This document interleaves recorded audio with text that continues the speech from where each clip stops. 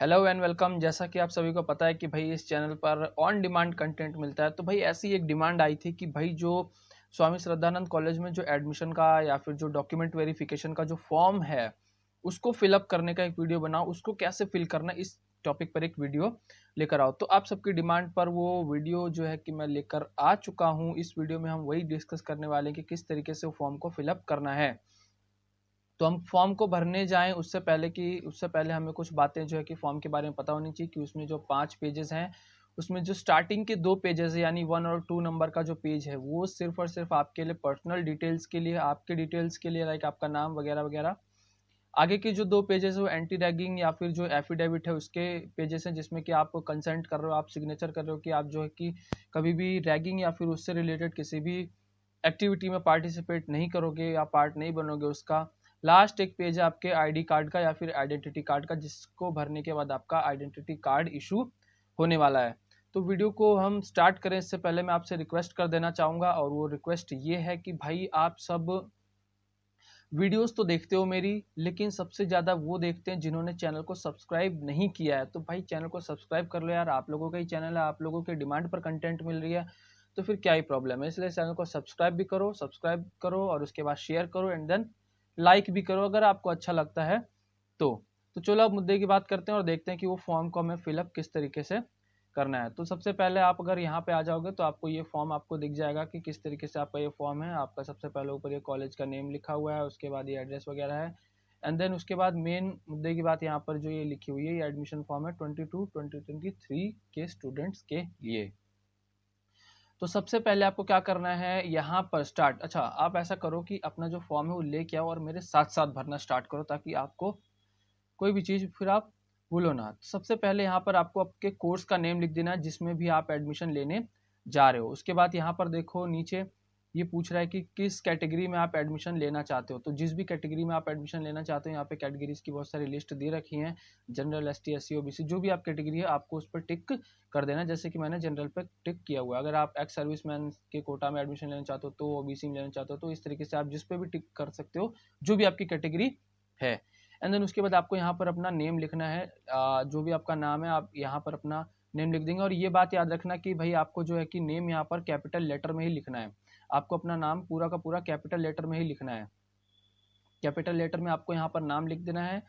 जैसे कि आपका जो भी नाम है, लेट्स सपोज आपका अगर नाम राम है तो आपको कैपिटल लेटर में ही अपना जो है कि पूरा नाम लिखना है। और ये मस्ट इम्पॉर्टेंट बात कि आपका जो नाम यहाँ पे लिख रहे हो आप 10th के आपके सर्टिफिकेट के अकॉर्डिंग होना चाहिए। तो आप अगर आपको नाम आपका पता भी है ना तो भी मत लिखो, अपना 10th का सर्टिफिकेट देखो, सर्टिफिकेट के अकॉर्डिंग ही यहाँ पर अपना नाम लिखना।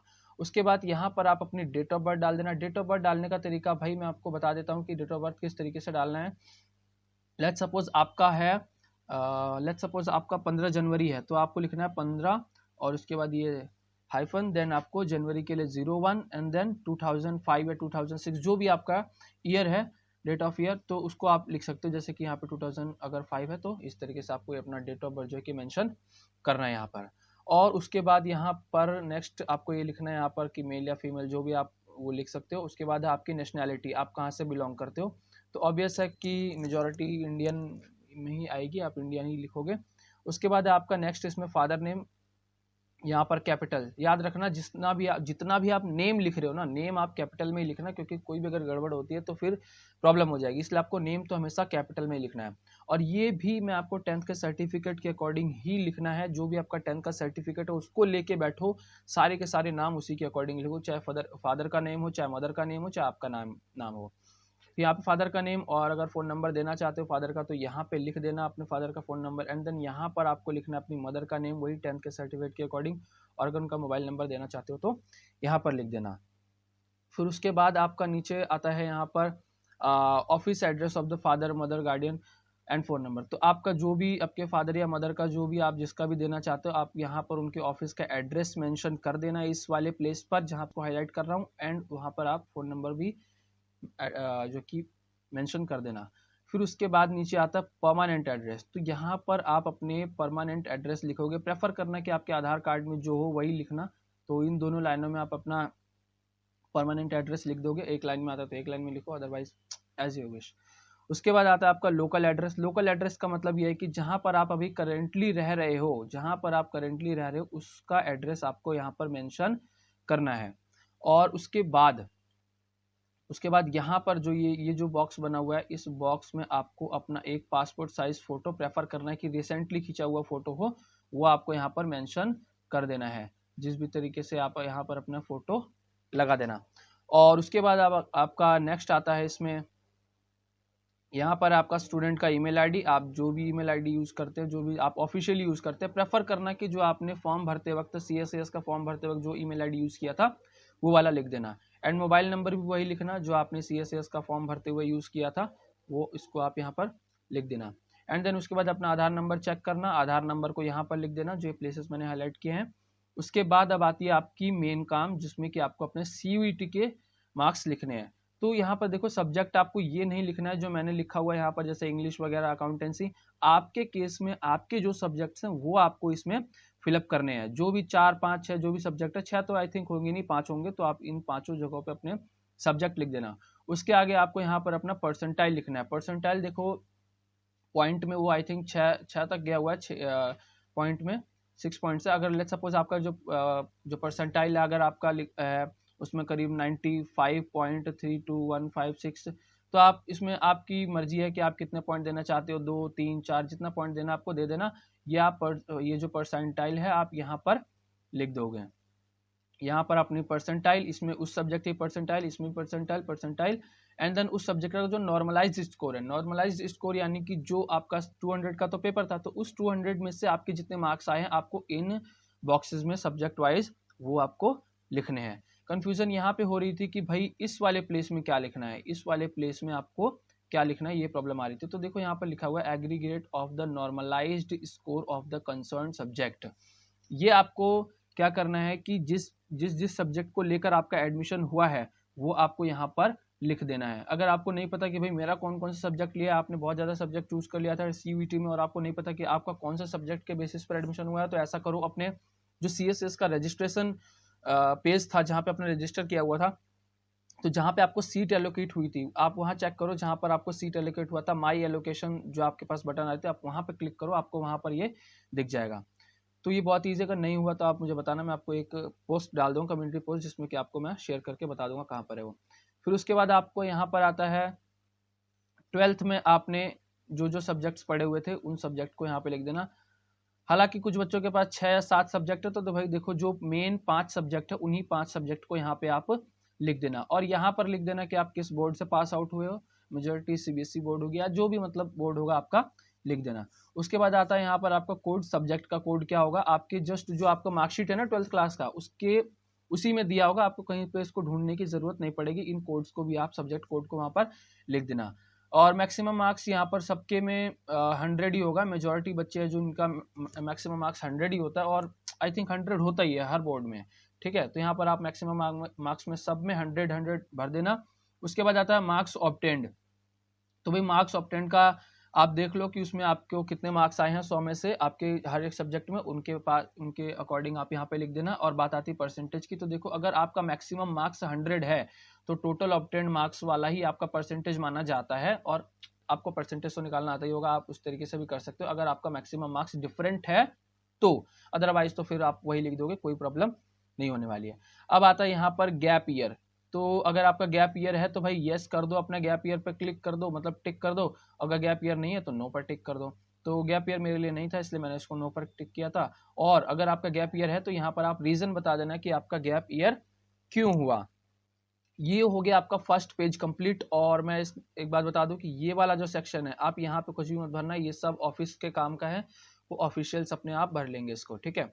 अब आते हैं पेज नंबर 2 पर, ठीक है। तो पेज नंबर 2 में यहाँ पर आपको कुछ भी नहीं लिखना है। अगर आपने मतलब आप किसी यूनिवर्सिटी में अगर आप पहले से ही हैं, तो यूनिवर्सिटी ऑफ दिल्ली में अगर आप पहले से ही कोई कोर्स वगैरह कर रहे थे तो उसमें होगा, बट फ्रेशर्स के लिए तो ये ना ही है, इसको खाली छोड़ दो। और उसके बाद आपने अगर कोई भी ड्यू से अगर कोई और डिग्री या कोर्स का या कुछ भी और कोई पार्ट्स किया है तो उसको यस कर दो। अगर आपने किया है तो यस कर दो, अदरवाइज उसको नो कर दो। मैंने कोई नहीं किया था, कोई भी अभी कोर्स नहीं किया है, मेरा DU में ये फर्स्ट एडमिशन है, इसलिए मैंने नो पर क्लिक किया था। एंड देन अगर आपका येस है तो फिर आपने किस कोर्स को किया हुआ है यहाँ पे लिख देना। फिर नेक्स्ट है इसमें, have you passed English up to class 12th? Yes, मैंने 10th तक इंग्लिश पास किया था। फिर इंग्लिश आपने 12th तक पास किया? यस, मैंने पास किया था। हिंदी आपने 10th तक पास किया? यस, मैंने हिंदी पास किया था। आपके अकॉर्डिंग आपके जो केसेस है आप उन पर ऐसे टिक कर देना, यहाँ पर कोई प्रॉब्लम नहीं होने वाली। उसके बाद एक मेन पॉइंट यहाँ पर आता है कि भाई admission on the basis of the sports और एक्स्ट्रा करिकुलर एक्टिविटीज़। तो अगर आप एक्स्ट्रा करिकुलर एक्टिविटीज़ या फिर स्पोर्ट्स कोटा में एडमिशन लेना चाहते हो तो येस पर टिक कर देना। मेरे केस में ये नो था, इसलिए मैंने नो पर टिक किया हुआ है। और उसके बाद अगर आप अपने आप को इस कैटेगरी में मानते हो तो फिर यहाँ पे भी आप येस टिक कर देना, अदरवाइज मैंने तो नो पर ये टिक कर रखा है। उसके बाद यहाँ पर अगर आपने नो कर दिया तो भाई इसको छोड़ देना। अगर आपने यस कर रखा है तो आप ये बताओ कि यहाँ पर कि आपको किस स्पोर्ट्स में डिस्टिंक्शन मिला हुआ है। देखो यहाँ पर कौन सा स्पोर्ट्स में मिला हुआ है, तो आप यहाँ पर लिख सकते हो। और उसके बाद उस डिस्टिंक्शन की जो आपके पास कॉपी होगी, अटैच कॉपी, वो भी आपको अटैच करनी पड़ेगी, जो भी आपके सर्टिफिकेट्स होंगे इस स्पोर्ट्स से रिलेटेड। और उसके बाद है यहाँ पर which game you will play in the college. तो आप अगर जो भी गेम कॉलेज में खेलना चाहते हो स्पोर्ट्स के अकॉर्डिंग तो आप इसमें लिख सकते हो, अदरवाइज इसको आप खाली छोड़ सकते हो, इसमें कोई भी मैंडेटरी चीज़ नहीं है। उसके बाद इसमें आता है कि एक्स्ट्रा करिकुलर एक्टिविटीज़ में आप किस में पार्टिसिपेट लेंगे। आप जिसमें भी लेना चाहते हो लिख सकते हो, अदरवाइज इसको ब्लैंक छोड़ सकते हो। ये भी आप ब्लैंक छोड़ सकते हो। अगर आपने कोई भी लैंग्वेज कोर्स में अगर अप्लाई नहीं किया तो आप इस वाली चीज़ को भी आप ब्लैंक छोड़ सकते हो, इस कॉलम को भी आप ब्लैंक छोड़ सकते हो। उसके बाद आता है डिक्लेरेशन और अंडरटेकिंग। यहाँ पर ये डिक्लेरेशन एंड अंडरटेकिंग यही सब है, इसको पढ़ लेना है। इसमें कुछ नहीं कि यही लिखा हुआ है इसमें कि मैं सारी चीज़ें सही दे रहा हूँ, सारी डॉक्यूमेंट्स क्लियर हैं। और उसके बाद 67% मेरी अटेंडेंस अप्रोक्स रहेगी और बस इसमें कुछ खास नहीं है। और यहाँ पर अपना डेट वगैरह लिख देना। और यहाँ पर ये जो मैंने हाईलाइट किया है अभी, ठीक है, ये जो मैं येलो कलर से हाईलाइट यहाँ पर मतलब ग्रीन कलर से जो मैं हाईलाइट किया था अभी में, यहाँ पर आपको अपने पेरेंट के सिग्नेचर करा लेने और यहाँ पर आपको खुद का सिग्नेचर कर देना है, डेट यहाँ पे मेंशन कर देना। और ये जो नीचे लिखा हुआ है ये सब ऑफिस के काम का है, आपको इसमें कुछ भी नहीं करना है। आपको आ जाना है पेज नंबर 3 पर। तो अगर अभी तक आपको वीडियो सही लग रही है, आपको इन्फॉर्मेटिव लग रही है, तो चैनल को सब्सक्राइब और वीडियो को लाइक और ज़्यादा से ज़्यादा लोगों तक शेयर जरूर कर देना प्लीज़, ठीक है। तो अब आते हैं आपके पेज नंबर 3 पर। अब इसमें देखो एफिडेविट बाय द स्टूडेंट। अब आपको यहाँ पर एक एफिडेविट मतलब एफिडेविट जैसा तो कुछ नहीं है, आपको यहाँ पे सिग्नेचर वगैरह ही करना है। इसमें बेसिकली यही बताया गया कि आप किसी भी जो है कि रैगिंग रिलेटेड एक्टिविटीज़ में पार्ट नहीं लोगे, ना ही ऐसा करोगे। और आपने जो रेगुलेशंस है, रूल रेगुलेशंस है कॉलेज के, वो पढ़ लिए हैं, UGCF ने जो भी इशू किया हुआ है। उसके बाद आपको यहाँ पर अपना नेम लिख देना है, ठीक है, आपको अपना फुल नेम लिख देना है, वो भी कैपिटल लेटर में। और यहाँ पर आपको अपना प्रोग्राम लिख देना, जिस भी प्रोग्राम में आप एडमिशन लेने जा रहे हो, सन ऑफ या डॉटर ऑफ आप यहाँ पर लिख देना। अपने मम्मी या पापा का नाम यहाँ पर आपको लिखना है, पेरेंट का नाम लिखना है आपको यहाँ पर। उसके बाद कुछ भी नहीं करना है, ये पढ़ लेना अगर आपको पढ़ने का टाइम हो तो, और नहीं है तो फिर उसके बाद यहाँ पर आप डेट लिख देना, जिस भी डेट को फॉर्म भर रहे हो उस मंथ को लिख देना एंड ईयर लिख देना। और यहाँ पर आप अपना सिग्नेचर कर देना, इस वाले पार्ट में अपना सिग्नेचर कर देना। और अगेन वहीं पर यहाँ पर ये कैपिटल लेटर में अपना नाम लिख देना, ठीक है। तो ये पेज भी हो गया आपका कंप्लीट। और ये वेरिफिकेशन में आपको कुछ भी नहीं करना है। जब आप इसको काउंटर पर जमा करोगे जाकर न्यू या ओल्ड कैंपस में, तो आपको ये सारी चीज़ें वो खुद ही भर लेंगे, इसमें आपको कुछ भी नहीं करना। ये पेज भी हो गया आपका कंप्लीट। एंड आते हैं हम नेक्स्ट यानी कि 4th पेज पर। ये पेज है आपके पेरेंट के लिए, ठीक है, ये पेज आपके पेरेंट के लिए। आपका यहाँ पर नाम आएगा, ठीक है, यहाँ पर जैसे कि लिखा हुआ माई वार्ड, इसलिए आपका यहाँ पर नाम आएगा। जो भी आपका नाम है आप यहाँ पर अपना नाम और अपना जो एनरोलमेंट नंबर वगैरह तो खास कुछ है नहीं, इसलिए आप अपना सिर्फ यहाँ पर नाम लिख देना। अगर आपके पास इसको पढ़ने का टाइम हो तो पढ़ लेना। और अगेन यहाँ पर आप डेट लिख देना, जिस भी डेट को आप साइन कर रहे हो, और ये मंथ और आपका ये ईयर। और इस वाले प्लेस में अपने पेरेंट का सिग्नेचर करा लेना और यहाँ पर कैपिटल लेटर में अपने पेरेंट का नेम लिख देना। फिर से मैं आपको वही बात बता रहा हूँ कि भाई 10th के सर्टिफिकेट से मैच तो होना ही चाहिए, ये मैंडेटरी है। और रह गई बात इस वाले फील्ड की, तो भाई ये लोग वो खुद ही भर लेंगे, ये ऑफिस के काम का है, आपका कुछ भी इसमें नहीं करना है, ओके। देन अब आते हैं हम यहाँ पर लास्ट पेज यानी कि एडमिट कार्ड ID कार्ड वाले में। तो ये आपका जो कंप्यूटराइज्ड आइडेंटिटी कार्ड निकलने वाला है, ये फॉर्म उसके लिए है, मतलब ये पेज उसके लिए है। अगेन आपको इस वाले जो ये बॉक्स है, आपको इसमें अपना जो है कि फ़ोटो चिपका देना है, पासपोर्ट साइज़, जो कि रिसेंट लिया हुआ हो। लेट्स सपोज आप कुछ इस तरीके से लिखते हो, मेरी ड्राइंग अच्छी नहीं है तो यहाँ पर अपना फ़ोटो पेस्ट कर देना। उसके बाद आता है इन जो बॉक्सेस है, ये जो बॉक्सेस है आपको इसमें क्या करने हैं, हाँ, इन बॉक्सेस में आपको अपना नेम लिखना है कैपिटल लेटर में, अगेन वही 10th के सर्टिफिकेट से मैच होना चाहिए। और एक एक बॉक्स छोड़ देना अपने एक नाम के बाद, जैसे कि आपका नाम लिखा आपने यहाँ पर क्या डिस्कस कर रहे थे हम, क्या नाम होगा आपका, राम है ना, तो आपने इस बॉक्स में लिखा आर, इस बॉक्स में लिखा ए, और इस थर्ड वाले में लिख दिया आपने एम। तो फिर ये वाला जो बॉक्स बच गया इसको छोड़ देना, अब यहाँ से स्टार्ट करना, ठीक है, यहाँ वाले से स्टार्ट करना, एंड उसके बाद सो ऑन ऐसे अपना कर देना। उसके बाद इस वाले में लिख देना कि आपका कौन सा प्रोग्राम है, आपको यूनिवर्सिटी ने मतलब कॉलेज ने आपको रोल नंबर तो इशू कर दिया होगा, जाके अपना ईमेल चेक करो, ये भर देना वहाँ पर। और उसके बाद है डेट ऑफ एप्लीकेशन या फिर डेट ऑफ पेमेंट, जो भी आपने पेमेंट किया था, जो 13,000 वाली पेमेंट की थी ना, अगर आप बीकॉम के होंगे तो आपको पता होगा 13,055 का जो पेमेंट हुआ था, ये उसकी डेट है। आप अपने फॉर्म में जाके चेक करो, पेमेंट स्लिप जो है आपके पास ड्यू की, उसमें जाके चेक करो, आपको उसमें दे रखा होगा। फिर उसके बाद आती है आपको यहाँ पर डेट ऑफ बर्थ, वही आपका यहाँ पर इस वाले एरिया में आपका डेट आ जाएगा, इस वाले में आपका एरिया में मंथ आ जाएगा, और यहाँ पर ये ईयर आ जाएगा। ये हो गया क्लियर।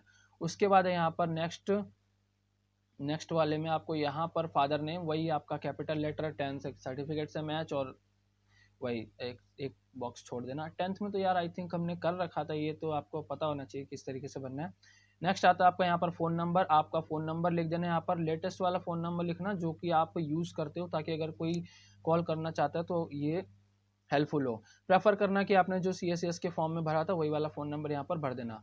उसके बाद आता है नेक्स्ट आपका यहाँ पर लोकल एड्रेस। लोकल एड्रेस का मतलब ये है कि जहाँ पर आप करेंटली अभी रहते हो वो लिख देना। कई सारे बच्चे PG में रह रहे हैं तो भाई अपने PG का एड्रेस डाल दो, अदरवाइज जहाँ का भी आपको डालना है डाल दो।